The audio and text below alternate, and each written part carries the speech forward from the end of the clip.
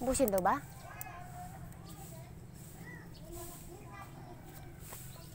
Anong luto mo? Magbili nga ako ng bangos. Napapakain ako ng kong para madaming kain ko. Kahit isang piraso lang. Kadami no? Sabi ko siya, pupuno yung tray-tray niya eh. Nagtanim ako doon sa kabilang tulay. Yung pala-pala ni tatay.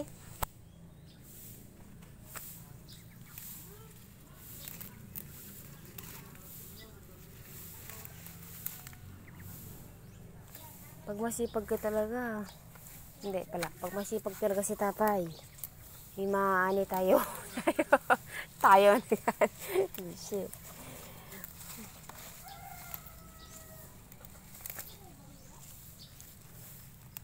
Diba?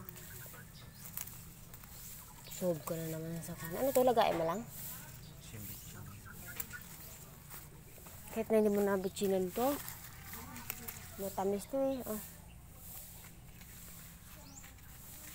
Lagay mo sa kape. Oh, pwede rin. Ay, sa kape. Saw-saw. Sarap lang ang talbot yan. Nakita mo dito?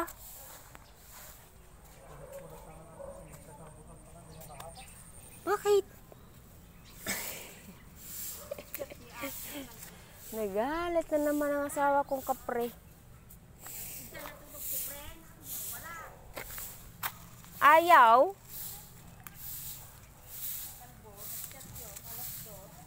Tanong ko si friend, sabi ko, doon ka matulog kay Lula, kasarado ako pintuan. Paano ikaw? Sabi niya, wala kang kasama. Ni, sabi ko si papa mo eh. Ayoko, sabi niya.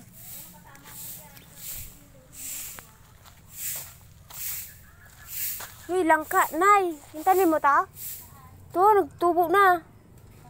Oo, ito. Oh, nakadikit lang sa lupa, pero ang kanya nagkon na. Hindi siya nakabaon. Kalapat lang siya. Nagkon na. Naglabas na yung green niya. Si tatay mo. Lapit sa atis. Ayos yun eh, no? Pinalan niya yan. Okay yan, pag nagkan. Ang pinalan niya yan din. Pag naglaki at nagkaroon ng bunga, marami maingit na nagdaan. Wow, langka pengi. Ang birat. Pengi. Ito nga, o, tinamin sila ng tatay mo yung apat eh. Patay. Yeah, yung dag na ng mga pato. Aoy. Apat. Oh, patay na to kahapon. Lanta amo yung kakapon. Lalantay ako. Kasi buhay rin.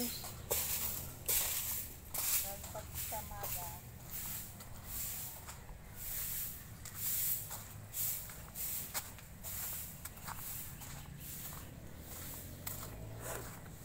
Ako, may tanim din dito kaso kasing payat ko rin.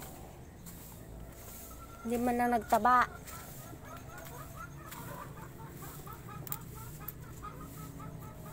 Daming uod naman dito, yung malalaki.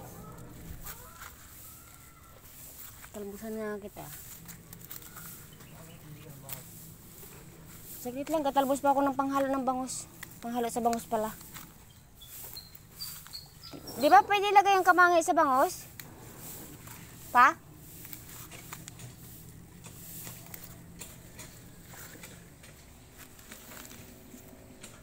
No, kalaki na, kataas na ng kamangi. Ay.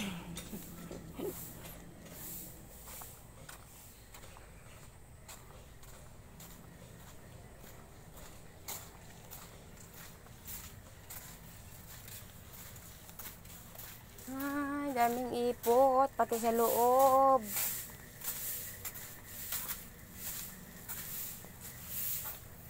That's our fall today. Hello.